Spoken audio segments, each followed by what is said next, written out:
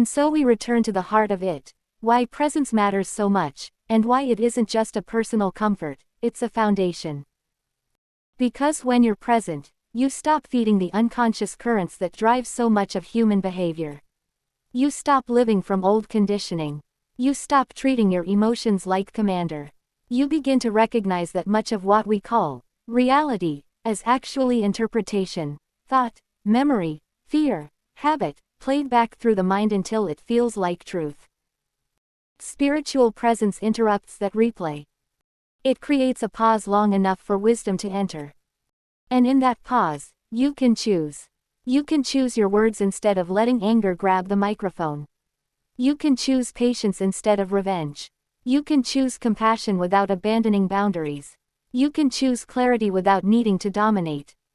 That is how reason becomes spiritual, and spirituality becomes real. Not theoretical, not performative, real. The world we want, deliberate, free, fulfilling, depends on this, people learning to be inwardly governed. Because without inner governance, no external law is enough. A society can build regulations, but if individuals are still driven by fear and ego, the regulations become obstacles to game, not guardians of life. Inner governance looks like small disciplines practiced consistently. It looks like noticing when you're trying to be right instead of trying to understand. It looks like catching yourself before you escalate. It looks like apologizing faster than you defend. It looks like doing the hard thing, telling the truth kindly. It looks like resting without guilt. It looks like choosing the long path when the short path is tempting. These are not just good habits. They are spiritual actions. Because they shape the energy of a life. They change what you bring into relationships. They change what kind of atmosphere you create wherever you go, home, work, community. And atmosphere is contagious. People either relax around you because you're stable, or they tense because you're unpredictable. That's the hidden power of presence. It steadies the field. Now, if enough people choose this steadiness, something quietly remarkable happens in culture.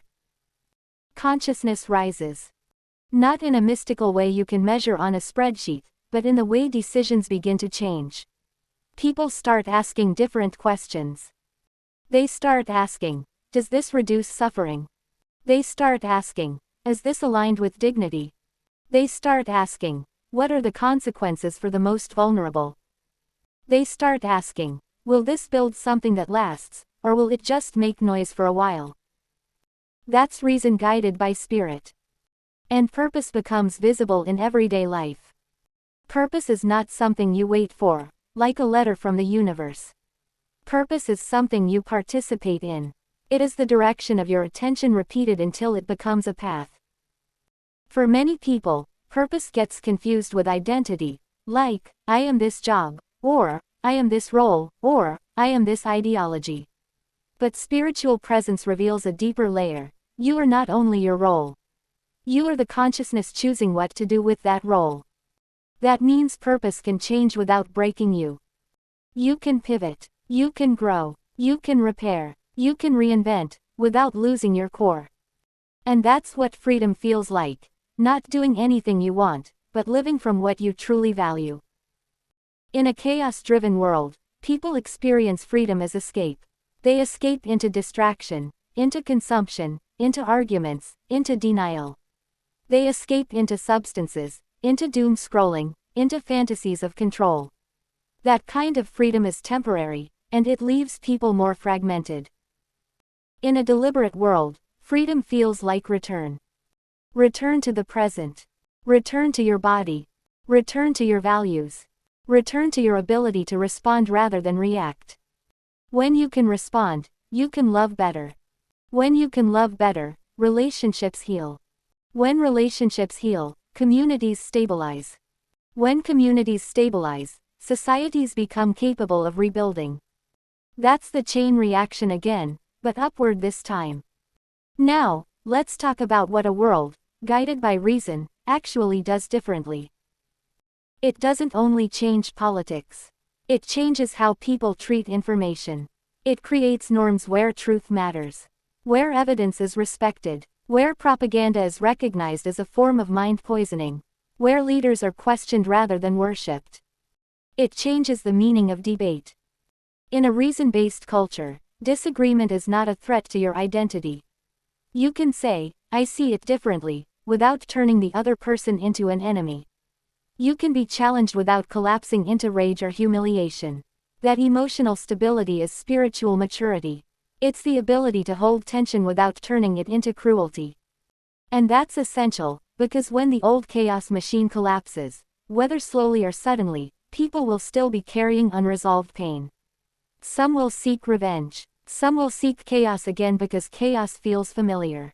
Others will seek denial because denial feels easier. So the question becomes, what do you do with the moment when the world is changing?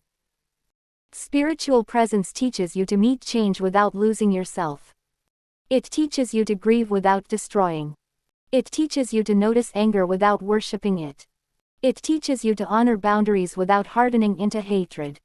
It teaches you to build while acknowledging what was broken. This is where the grounded spiritual tone matters. Spirituality is not a cloud. It's not just vibes. It's the capacity to do the inner work that makes outer work possible. So if you're waiting for some external event that automatically fixes everything, the universe might be waiting for your inner shift first. Because the world you create is not only made of laws and infrastructure. It's made of people's attention. Where you put attention becomes your reality. Attention is creative. Attention shapes choices. Choices build habits. Habits become culture. Culture becomes destiny. When people give attention to violence, whether directly or indirectly through entertainment, rage, and sensationalism, they train their nervous systems to live in conflict. Even if they never pick up a weapon, they become part of the violence ecosystem.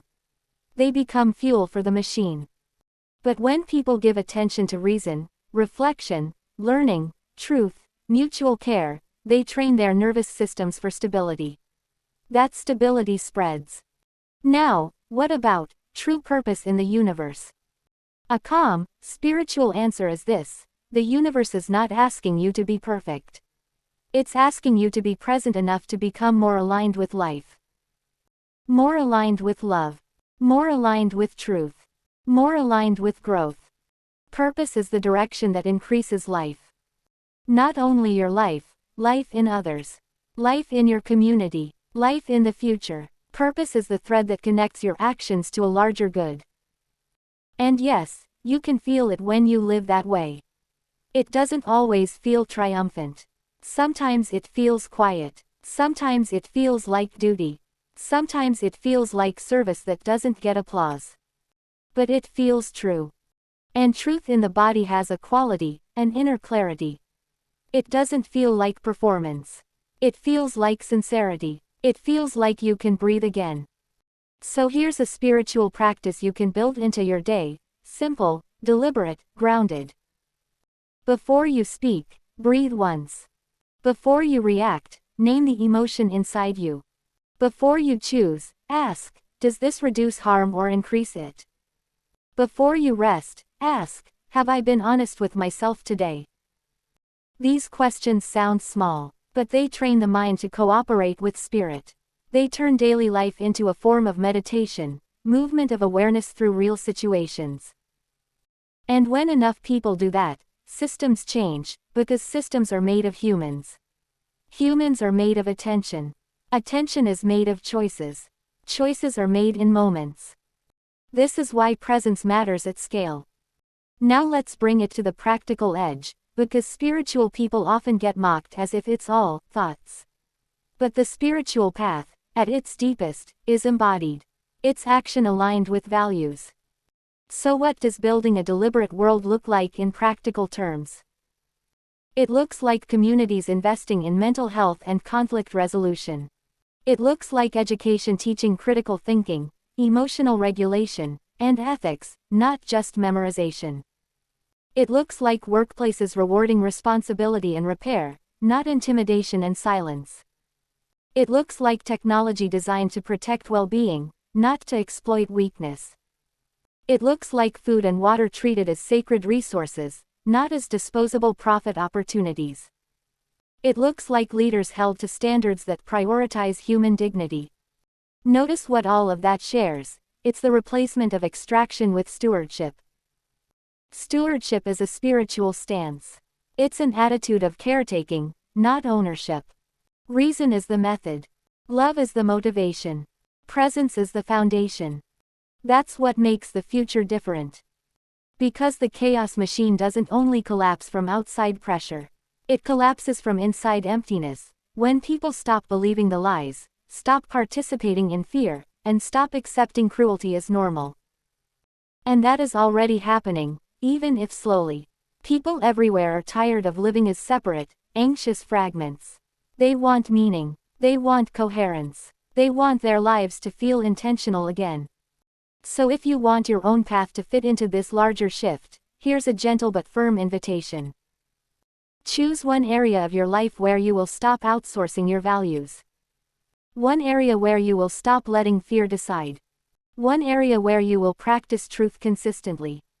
It could be how you handle conflict in relationships. It could be how you consume media. It could be how you speak about others. It could be how you spend money on what you actually believe matters. It could be how you treat your own mind. Notice, breathe, return. One area. Because the future is built by repeats, and your nervous system learns through practice. And when you practice long enough, you become someone who can stand in uncertainty without becoming violent. You become someone who can hold complexity without becoming cynical. You become someone who can receive truth without collapsing into denial. That's how peace becomes possible. So as this series continues, remember the arc. First, we woke up to the chaos machine and why it kept running. Then, we began rebuilding inwardly: presence, reason, coherence. Now, we move outward in a way that is steady, deliberate, and spiritually alive. Not with fantasies of instant salvation. With the quiet, disciplined work of becoming the kind of human the world actually needs. And if you're wondering where the purpose fits into all of this, here it is in one line. Your purpose is to become a clear channel for life, so that, wherever you go, life becomes safer, kinder, and more possible. That's not just inspirational. That's the function of a spiritually present human. And if enough of us accept that function, if enough of us live deliberately enough to be trustworthy, then the coming earth won't feel like a battlefield with new flags. It will feel like home. A place where freedom is not escape, but alignment. Where life is not random struggle, but meaningful participation. Where reason guides love. Where spirit lives in the choices we make when nobody is watching. And that, right there, is how humanity grows into its true purpose. Not by conquering the world, but by learning how to belong to it consciously. So here's the recap. The chaos machine runs on fear, distraction, and internal contradiction. But a different earth begins when we interrupt the cycle, through spiritual presence, disciplined reason, and deliberate living. When we align our inner world with our actions, we create coherence. And when enough people do that, culture shifts, and purpose becomes real, not just something you feel, but something you practice. Now choose one thing you'll embody this week. A moment of presence before you react, a commitment to truth over performance, or a small act of stewardship where you live. Because the future isn't built by waiting, it's built by repeats. If this message landed with you, like the video, subscribe, and share it with someone who's ready for a calmer, more deliberate way to live. I love you all. Peace.